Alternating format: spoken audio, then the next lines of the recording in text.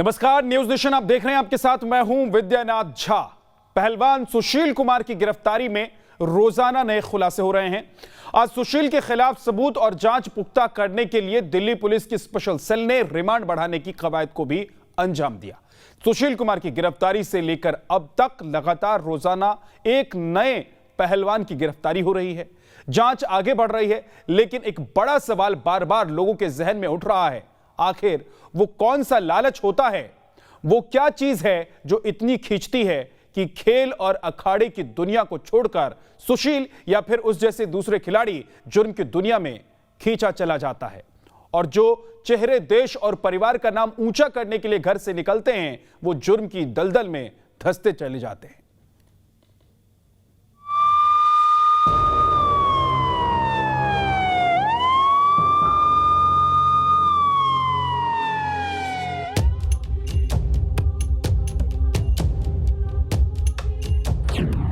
Sushil Kumar Olympic पदक विजेता, मनजीत कुमार कुश्ती में national level gold medalist, Sampat Nehra hurdle race में सिल्वर मेडलिस्ट। ये है छत्रसाल मर्डर केस से जुड़े वो कुछ चेहरे जिनके पुलिस के शिकंजे में आने के बाद खुलासा हुआ है कि इन सभी ने करियर की शुरुआत तो खेल की दुनिया से की, लेकिन पैसे और रसूख की हवस के चलते ये खेल के मैदान को छोड़कर जुर्म की दुनिया में उतर आए।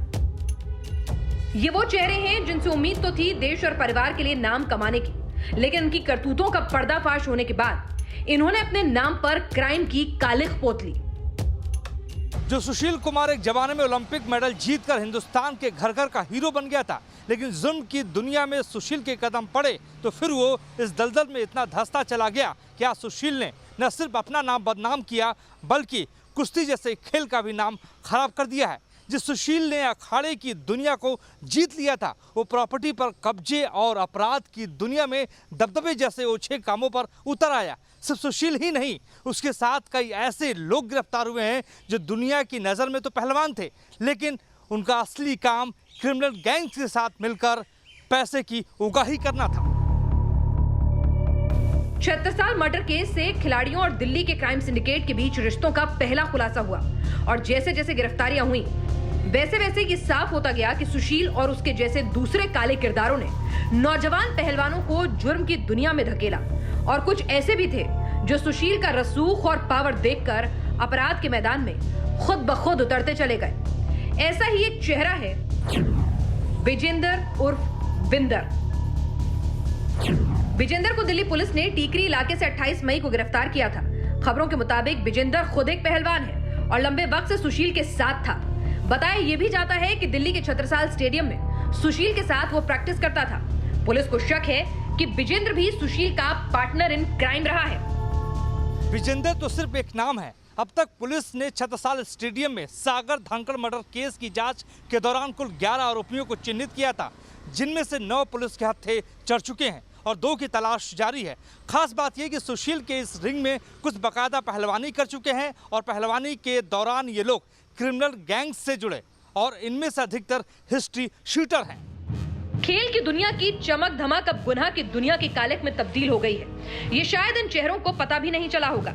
आज भले ही लोग सुशील केस को लेकर हैरान हैं, लेकिन ये पहली बार नहीं है जब खिलाड़ियों ने जुर्म का रास्ता अख्तियार किया हो। पंजाब का कुख्यात गैंगस्टर रुपिंदर गांधी क्रिमिनल बनने से पहले नेशनल लेवल फुटबॉल प्लेयर था। नाभा जेल ब्रेक का किंग पिन विक्की गोंडर राष्ट्रीय स्तर पर डिस्कस थ्रो एथलीट रह चुका है। पंजाब के ही फिरोजपुर का दुर्दांत अपराधी जयपाल भी हैमर थ्रो का खिलाड़ी था। सुशील केस ने एक बार फिर यह साबित कर दिया, कभी पैसे की चमक धमक तो कभी बदले की नफरत ने मनजीत या विजेंदर जैसे नौजवानों को खेल की दुनिया से अलग कर गुनाह की राह में धकेल दिया। सुशील कुमार का यह रैकेट जैसे जैसे खुलेगा तो हर वो परत सामने आएगी जो बताएगी कैसे सुशील कुमार या उस जैसे दूसरे चेहरे नौजवान खिलाड़ियों को बरगलाकर अपराधी बनाते थे। बीते 6 दिनों के रिमांड के दौरान पुलिस जांच में सहयोग न करना पहलवान सुशील कुमार के लिए और भारी पड़ गया। अदालत ने माना कि उनसे अभी और पूछताछ की जरूरत है और 7 दिन के रिमांड की जगह 4 दिन के रिमांड की अवधि को बढ़ा दिया। अब सुशील पहलवान और उसके खास साथी अजय बकरवाला से क्राइम ब्रांच की टीम 4 दिन और पूछताछ करेगी। वीडियो जर्नलिस्ट राकेश रावत के साथ अवनीश चौधरी, न्यूज नेशन दिल्ली। चाहे सुशील ने इन खिलाड़ियों को जुर्म की दुनिया में धकेला या फिर ये खुद अपनी क्राइम फाइल बनाने निकल गए, ये एक अलग बात है। लेकिन अब ये कहना गलत नहीं होगा कि सुशील या फिर उसके साथ काम करने वाले एक क्राइम सिंडिकेट बनाने की तरफ बढ़ रहे थे।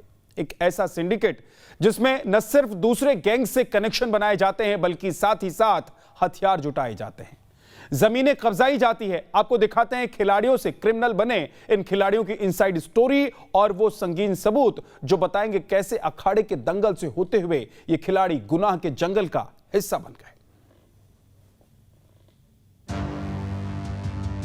रात का अंधेरा, गाली गलौज, हाथों में हथियार और 2 लोगों की बेरहमी से पिटाई। छत्रसाल स्टेडियम में शूट किए गए इस वीडियो के अंदर नजर तो सुशील और उसके कुछ साथी पहलवान आते हैं, लेकिन इनकी करतूतें, इनकी वारदात किसी बदमाश जैसी ही है।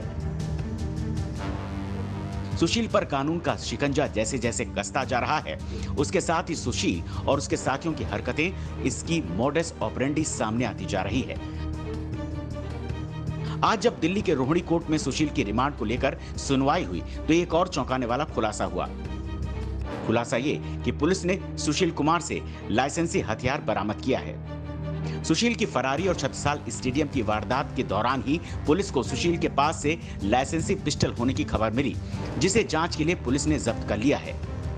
पुलिस ने सुशील कुमार से जब्त की गई लाइसेंसी पिस्टल को कोर्ट में रिकवर किए गए सामान की लिस्ट में दिखाया है, जिसका सुशील कुमार के वकील ने विरोध किया।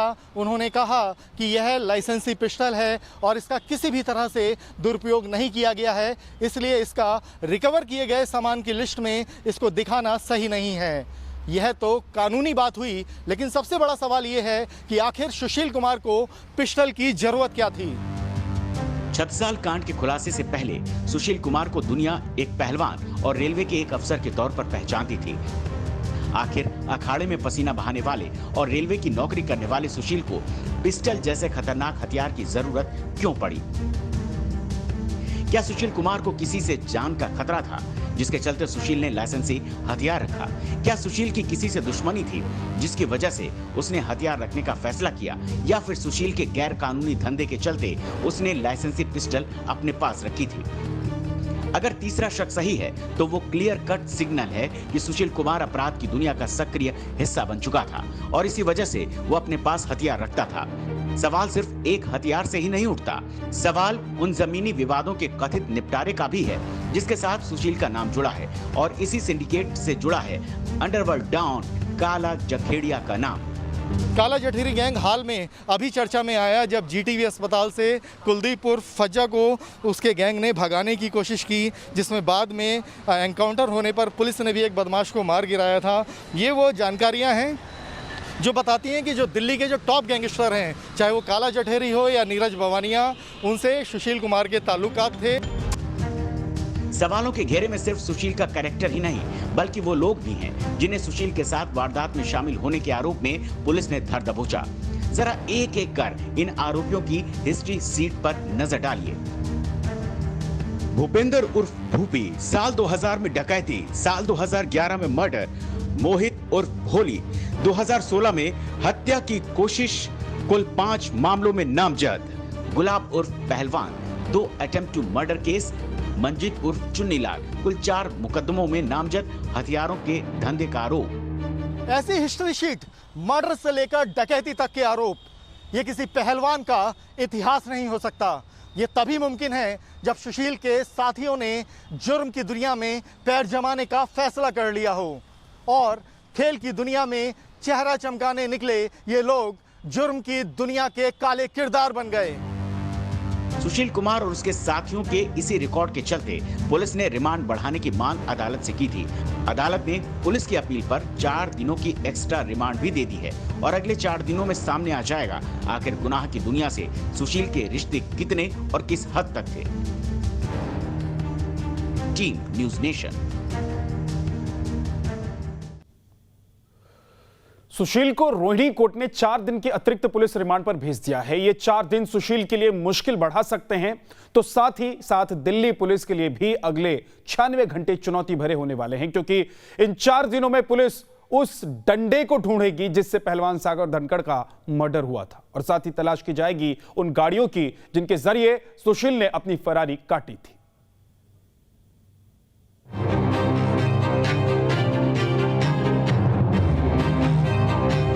कहां है सुशील कुमार के खून से सने कपड़े? कहां है किडनैपिंग में इस्तेमाल हुई सुशील की होंडा कार? कौन थे वारदात में शामिल नीरज बवाना गैंग के गुंडे? कहां है सागर धनखड़ की जान लेने वाली हॉकी स्टिक? ये वो सुलगते सवाल हैं जिनको जाने बिना छत्रसाल कांड की जांच कर रही दिल्ली क्राइम ब्रांच 1 इंच भी आगे नहीं बढ़ सकती। लेकिन पहलवान सुशील कुमार की गिरफ्तारी को जैसे ही 48 घंटे बीते, जैसे ही मामला special cell Delhi crime branch को ट्रांसफर हुआ, जैसे ही सुशील कुमार से पूछताछ हुई, पहलवान का शातिर दिमाग फिर से हरकत में आ गया। जी हाँ, कुश्ती का माहिर खिलाड़ी सुशील कुमार अब क्राइम ब्रांच के साथ मक्कारी का खेल खेल रहा है। कभी वो रोने की नौटंकी करने लगता है, तो कभी अहम सवाल दागे जाने पर खामोशी का दांव खेलता है। क्राइम ब्रांच सुशील से पूछताछ को जितना आसान समझ रही थी, वो उतनी आसान साबित नहीं हो रही। दरअसल सुशील कुमार काम के सवालों पर कन्नी काट रहा है। वो जानता है कि मामला हाई प्रोफाइल है और वो एक बड़ा आदमी है, इसलिए उसे मारपीट तो होगी नहीं। शायद इसलिए वो जांच में पूरी तरह सहयोग नहीं कर रहा है। सूत्रों से खबर है कि सुशील कुमार क्राइम ब्रांच की टीम को सच नहीं बता रहा। वो लगातार ये कहानी पुलिस को सुना रहा है कि विवाद किराए के पैसों को लेकर था। सागर धनखड़ उसके फ्लैट का किराया उसे नहीं दे रहा था और इसलिए झगड़ा हुआ। सुशील कुमार शायद अभी अपने सेलिब्रिटी वाले सपने से बाहर नहीं आया है, तभी वो ये नहीं समझ पा रहा कि क्राइम ब्रांच के पास सच जानने के 100 तरीके हैं और सच तो सामने आएगा ही। शायद सुशील सच छिपाकर अपने इससे भी बड़े गुनाहों पर पर्दा डालने की कोशिश कर रहा है। वैसे भी पुलिस को यकीन है कि 1.25 करोड़ के इस फ्लैट के लिए सुशील इतनी बड़ी वारदात को अंजाम नहीं दे सकता। यानी सच का सामने आना अभी बाकी है और शायद उस सच के साथ ही सामने आएगा सुशील का और भी बदसूरत चेहरा। Team news nation. अब आपको दिखाते हैं मर्डर केस में पुलिस के शिकंजे में फंसे पहलवान सुशील कुमार का live camera action. Sushil Kumar ने सिर्फ छत्रसाल स्टेडियम में सागर धनखड़ और सोनू महाल पर हमला ही नहीं किया था, बल्कि इस वारदात का जानबूझकर वीडियो भी बनवाया था। वीडियो पुलिस के हाथ लग चुका है।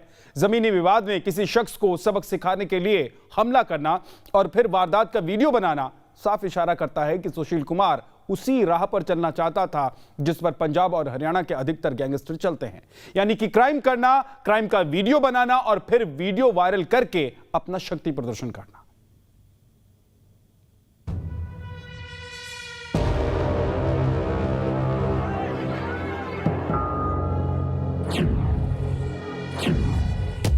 सरेआम दहशत फैलाई, वीडियो बनाया, दुश्मन पर हमला किया, वीडियो बनाया, खतरनाक हथियार खरीदे, वीडियो बनाया,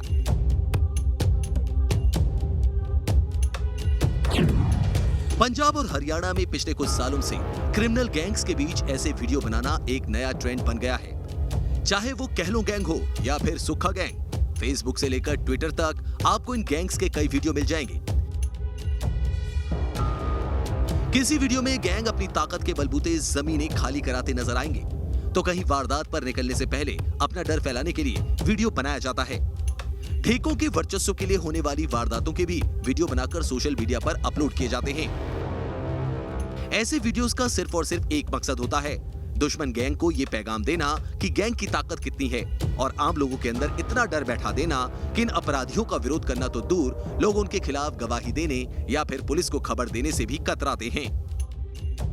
शायद इसी तरह के अपराधियों की लिस्ट में सुशील कुमार भी अपना नाम शामिल कराना चाहता था और इस शक या इस आशंका को जाहिर करने के पीछे वजह है छत्रसाल स्टेडियम में शूट किया गया मर्डर का लाइव वीडियो। यही है छत्रसाल स्टेडियम में सागर धनखड़ की हत्या का वो वीडियो जो दिल्ली पुलिस के हाथ लगा है। ये वीडियो किसने बनाया, क्यों बनाया, ये भी आपको बताएंगे, लेकिन पहले देख लीजिए 1 मिनट के इस वीडियो में आखिर क्या हो रहा है।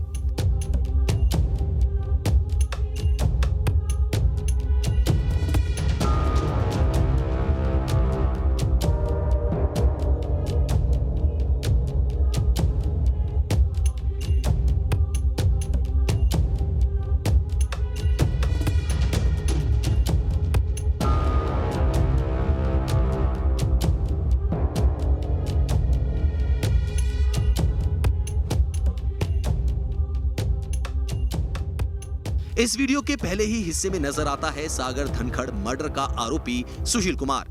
वीडियो में सुशील ने सफेद शर्ट और ग्रे लोवर पहन रखा है और सुशील के हाथ में नजर आता है एक मोटा डंडा। सुशील के साथ ही वो लोग मौजूद हैं जिन्होंने सुशील के कहने पर सागर धनखड़ और सोनू महल पर हमला किया था। नीचे जमीन पर जो शख्स अपना सिर दबाए लेटा है वो है सागर धनखड़ और सुशील के साथ आए नीरज बवानिया गैंग के ये गुर्गे सागर धनखड़ और सोनू महल पर दनादन डंडे बरसाए जा रहे हैं। बीच बीच में सुशील कुमार भी इस मारपीट में एंट्री करता है, भद्दी भद्दी गालियां देता है और फिर जमीन पर तकरीबन बेसुध पड़े सागर धनखड़ पर लाठी डंडों से हमला कर देता है। मारपीट करने आए इन अपराधियों के सिर पर किस कदर नफरत सवार थी इसका अंदाजा वीडियो में खड़ी गाड़ी को देखकर लग जाता है। ये लोग सीधे गाड़ी से निकले और मारपीट करने लगे। इन्होंने गाड़ी का दरवाजा बंद करने की भी जरूरत नहीं समझी।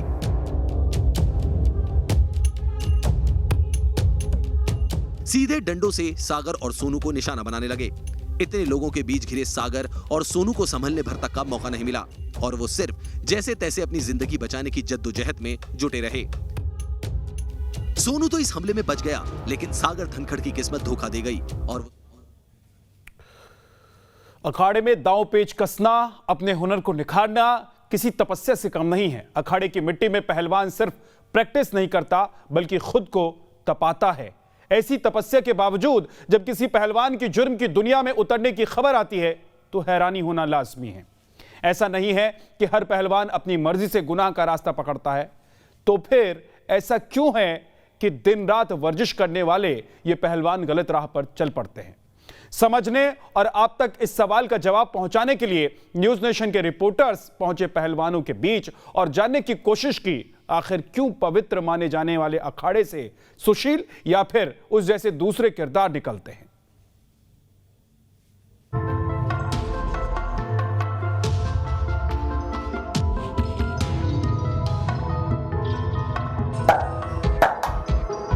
जब एक नौजवान अखाड़े में अपना पहला कदम रखता है तो मानो उसकी जिंदगी पूरी तरह से बदल जाती है।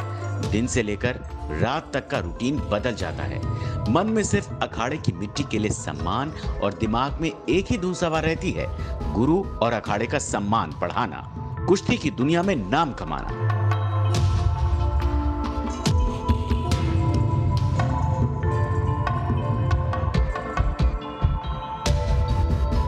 इतनी शिद्दत, ऐसी मेहनत के बावजूद अगर कोई शख्स अखाड़े से होता हुआ अपराध की दुनिया का रास्ता पकड़ ले तो हैरानी होती है।